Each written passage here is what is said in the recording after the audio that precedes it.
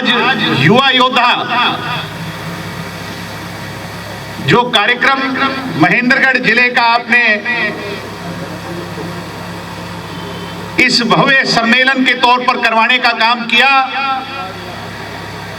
मैं सबसे पहले मेरी तरफ से और पूरी युवा इकाई की तरफ से यहाँ के हमारे युवा साथियों को तहे दिल से बधाई देना चाहता हूँ, बहुत बहुत शुभकामनाएं देना चाहता हूँ। मैं बधाई देना चाहता हूँ जिला अध्यक्ष जी को, राजकुमार जी को और उनके सभी साथियों को जिन्होंने दिन रात मेहनत कर करके, क्योंकि रैली हुए अभी बहुत कम समय बीता है और तकरीबन सभी लोगों की ये सोच थी कि कुछ समय दे दिया जाए, मगर महेंद्रगढ़ जिला वो जिला था जिनके कार्यकर्ताओं ने कहा कि रैली के बाद सबसे पहला युवा योद्धा हम करवाएंगे और मैं सफल युवा योद्धा कार्यक्रम की आप लोगों को शुभकामनाएं देता हूं, बधाई देता हूं। डॉक्टर साहब भी अभी बैठे हुए इस बात की प्रशंसा कर रहे थे कि बच्चों ने, नौजवान साथियों ने बहुत मेहनत करी है।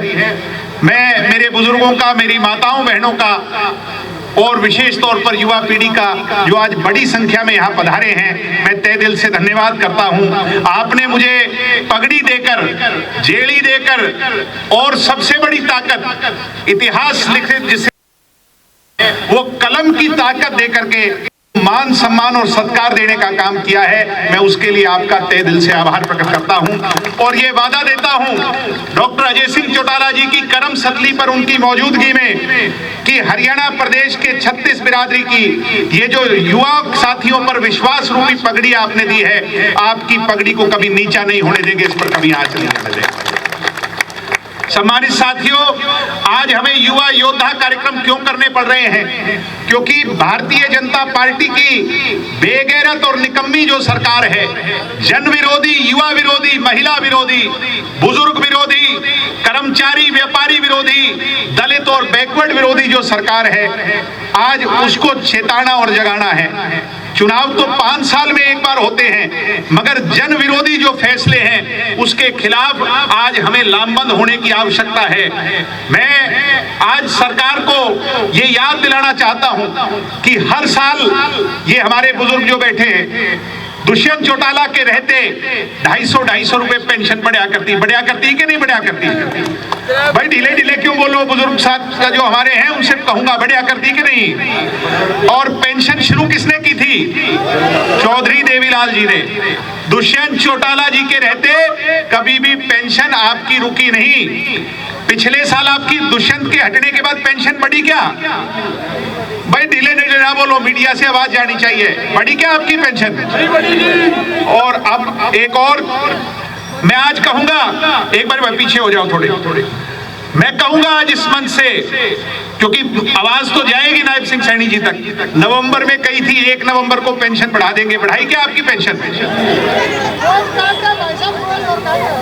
चौटाला साहब जनता के लिए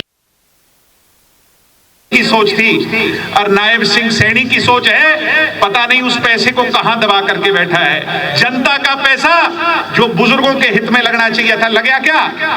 मैं हाथ जोड़ के गुजारिश करता हूं, नायब सिंह सैनी करो। चौधरी देवीलाल का स्वप्न तो आप लोग शायद साकार नहीं कर सकते, मगर एक जो हमारा 1 जनवरी आने जा रही है, नया साल आने जा रहा है, मैं मांग करता हूं इस मंच से कि इस आने वाली 1 जनवरी को इन बुजुर्गों की आस पर मोहर लगाओ, इनकी पेंशन बढ़ाने का कायम काम करो। नायब सिंह सैनी जी, मैं ये मांग करने का काम करता हूं।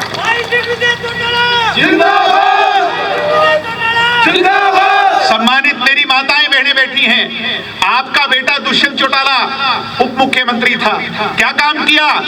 इस देश में जो कोई नहीं कर पाया, 50% महिला को आरक्षण दिया कि नहीं दिया? क्यों आप भी यहां भर लो, दिया कि नहीं दिया इनको? आप नाराज तो नहीं? 50% आरक्षण महिला को दिया, 50% आरक्षण महिला को दिया और 33% आरक्षण राशन डिपो में चलाने को महिला को दिया। अब ये कह रहे थे लाडो लक्ष्मी योजना लेकर के आएंगे। आपको फायदा हुआ क्या उसका? लाडो लक्ष्मी योजना का आए आपके पैसे? ये सिर्फ बहकाने की और झुठलाने की बात करने वाली सरकार है। मैं कह कहता हूं नायब सिंह सैनी जी से कि सच्चे महीने में महिला विरोधी हो तो प्रत्येक महिला को जो वादा किया था उस वचन को निभाने का काम करो, नहीं तो ये युवा जेजेपी आपकी सरकार से इन महिलाओं के लिए ईंट से ईंट बजाने का काम करेगी, इनके लिए संघर्ष करने का काम। आज साथियों, चाहे दलित हो चाहे बैकवर्ड हो, आज गरीब आदमी का क्या हाल है। जब से इन लोगों ने ये प्रणाली लागू करी कि सब कुछ जो है वो इससे जुड़ जाएगा, फैमिली आईडी से, गरीब लोगों के गुलाबी पीले कार्ड काट दिए कि नहीं काट दिए। गरीब जनता का इतना नुकसान हो रहा है कि आज हर वर्ग इनसे कहीं ना कहीं दुखी है। मैं कहूंगा और ये वचन देता हूं डॉक्टर अजय सिंह चौटाला जी के सामने कि अगर गरीबों के गुलाबी पीले कार्ड बहाल नहीं किए, उन्हें न्याय नहीं मिला, तो और कोई लड़े ना लड़े, युवा जननायक जनता पार्टी का कार्यकर्ता भारतीय जनता पार्टी से इसकी लड़ाई लड़ेगा। अब रही बात युवा साथियों की, भाई युवाओं के साथ तो इन लोगों ने जितना ज्यादा हेराफेरी करी है, मतलब मन दुखी होता है कहते हुए। और आज एक इनका जो घोटाला है, मैं उसकी पोल खोल के भी जाऊंगा यहां से। सम्मानित साथियों, चाहे सीटेट का पेपर हो, कब पेपर हुआ और कब रिजल्ट आया, आज बेरोजगारी की खाई कितनी बढ़ती जा रही है। और सबसे ज्यादा दुख होता है गुंडागर्दी और बदमाशी को देख करके।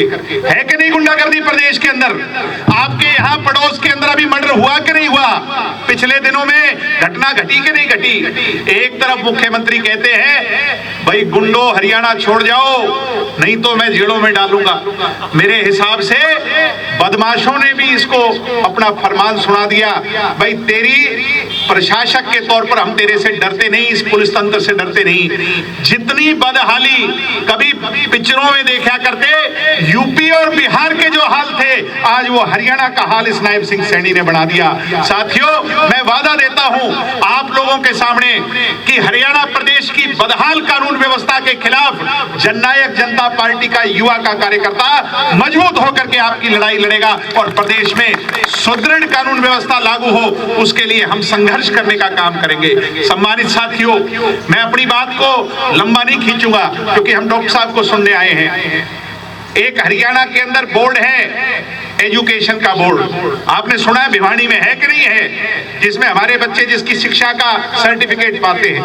पीछे एचटेट का पेपर हुआ था 2024 का, हुआ था कि नहीं हुआ था? भाई ढीले ढीले क्यों बोलो, 2024 में हुआ था कि नहीं? उसमें बहुत बड़ा घोटाला हुआ है और बहुत जल्द प्रेस कॉन्फ्रेंस कर करके इनकी A to Z पोल खोल करने का काम करूंगा। वहां पर जो सेक्रेटरी होते थे नागपाल साहब, उन्होंने जो फाइनल लिस्ट तैयार की थी वो वहां के चेयरमैन ने, पवन शर्मा ने उसको रुकवाने का काम किया। जब इनके चहीते नहीं लगे, एक एक कैंडिडेट से 5-5 लाख रुपए लिए हैं। मैं उसकी भी पोल खोलने का काम नए साल के अंदर इस सरकार के सामने करूंगा। और ये कहते हैं कि हम पारदर्शी सरकार है। नायब सिंह सैनी, आज हमारी बात को सुन लेना, नए साल के अंदर आप लोगों के सामने, हरियाणा प्रदेश की जनता के सामने वो कच्चा चिट्ठा लेकर के आऊंगा जिसमें 1200 कैंडिडेट बदले गए हैं। 1200 कैंडिडेट, पहली लिस्ट अलग थी और दूसरी लिस्ट को बदलने का काम किया और वो सबूत लेकर के आऊंगा कि कैसे लोगों से 5-5 लाख रुपए लेकर के स्टेट का पेपर पास करवाया कि नहीं करवाया, सब लोग जानते हैं। और उसकी पोल खोलने का काम करेंगे। ये भारतीय जनता पार्टी से, ये कहते हैं कांग्रेस वाले भाई हम टक्कर, हुड्डा साहब को लोगों ने पीछे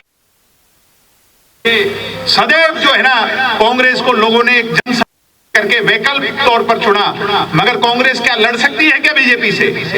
जिनके खुद के इंटरेस्ट मिले हुए हो, टेबल के नीचे हुड्डा का हाथ अमित शाह जी से मिला हुआ हो, वो क्या लड़ सकते हैं क्या आपकी लड़ाई? 19 के अंदर जब हमें 10 सीटें मिली थी तो हमने पहला ऑफर कांग्रेस को दिया था, मगर ये सरकार नहीं बना पाए, इसलिए लोगों के हित साधने के लिए हमने उस सरकार में शामिल होने का फैसला लिया। आज मुझे खुशी होती है कहते हुए कि 75 75% आरक्षण को अगर लागू किसी ने किया तो आपके लाडले बेटे दुष्यंत चौटाला ने किया। महिला को आरक्षण दिया। इसके साथ साथ सबसे बड़ा काम जो आने वाली पीढ़ियां याद रखेंगी और किसान वर्ग याद रखेगा कि किसान के खाते में डायरेक्ट पेमेंट अगर किसी ने दी पहली बार इस देश के इतिहास में, तो वो दुष्यंत चौटाला ने देने का काम किया। और मैं आपको ये वादा देता हूं कि दिन रात मेहनत करेंगे। कई लोग कहते हैं बावड़े हो रहे हैं, अभी तो 4 साल बाकी है। कई लोग कहते हैं, हमें मजाक उड़ाते हैं कि ये बंदरों की टोली है, इससे क्या होगा। मैं आपको वचन देता हूं मेरे बुजुर्गों को, इतनी मेहनत करेंगे, दिन रात मेहनत करेंगे, अपनी गलतियों को सुधारेंगे, गांव-गांव जाएंगे, युवा योद्धाओं की ताकत को खड़ा करेंगे और 2029 आते आते चौधरी देवीलाल जी की सोच के राज चंडीगढ़ में बनाने का काम करेंगे।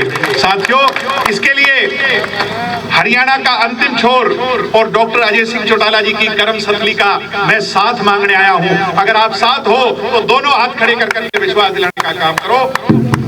मैं मेरी तरफ से और पूरी पार्टी की तरफ से सभी युवा योद्धाओं को दिल से बहुत बहुत धन्यवाद। जय हिंद, जय भारत।